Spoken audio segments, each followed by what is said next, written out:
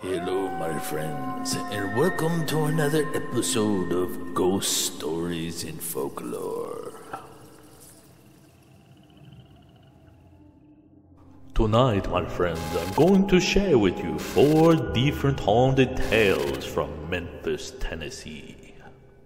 Although there are several locations within the Memphis area that have reported hauntings, I am going to share with you these 4, since these locations are the ones that were actually visited by Shawn and Marianne in 2008.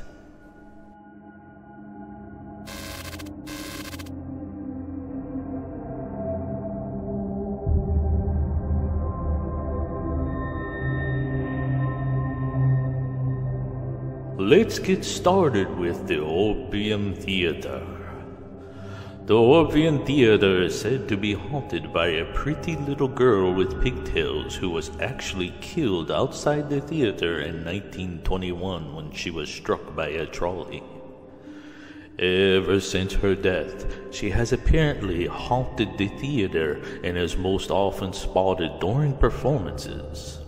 She is especially active whenever there are performances that are geared towards children, for obvious reasons.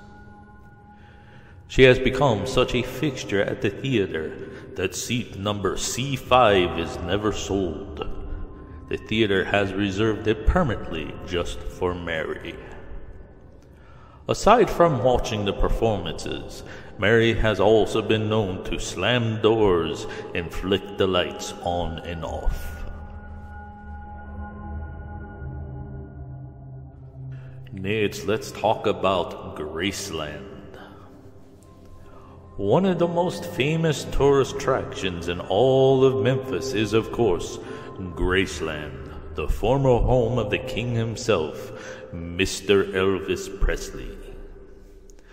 The building is almost a time capsule, preserving his memory and perhaps his spirit too. The property sees more than 500,000 visitors every single year, and a good number of them have claimed to see an apparition of Elvis at Graceland. Most of the reports seem very similar. He is often seen gazing down from one of the windows, watching the hordes of admirers entering his home. A few even claim to have captured his spirit on camera, but the images tend to be very blurry.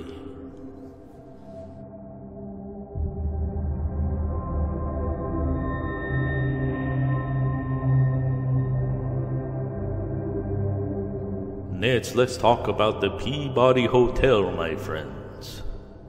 The Peabody Hotel in Memphis is famous and known for many things. Movies have been filmed here. Elvis Presley signed his first record contract there, and the Peabody Hotel is well known in the area for the Peabody ducks that live on the rooftop and visit the lobby on a daily basis. But the Peabody Hotel is also known for being haunted by a ghost that likes to wander around on the 11th floor of the hotel. This ghost likes to whisper as he walks through the hotel, and guests have also noticed cold spots and strange noises all coming from the 11th floor.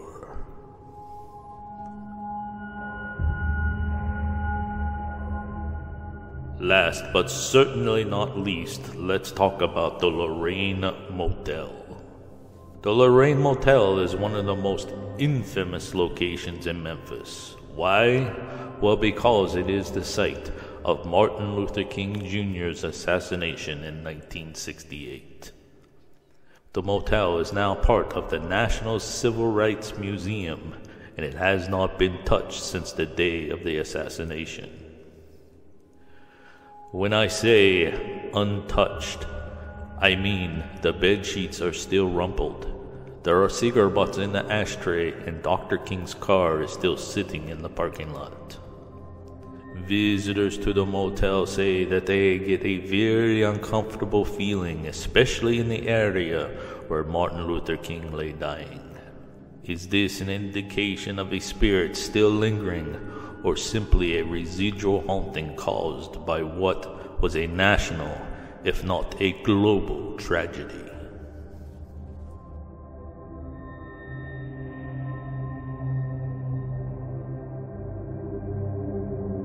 What do all these locations have in common besides being visited by Shawn and Marianne?